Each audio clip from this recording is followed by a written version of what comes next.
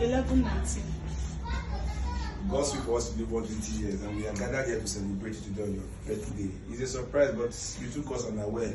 Who wants surprise you? God surprise you. But we can't surprise you the other way around.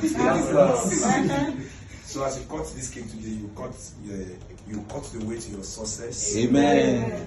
You cut the way to your prosperity. Amen. As you cut the cake, you cut every barrier in your home. Amen. So your hands and the knife to be supported by your husband.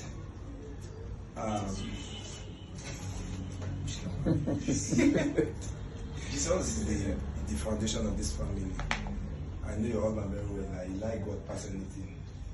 But I mean like God past. So we're going to call this cake in the spell of Jesus Christ.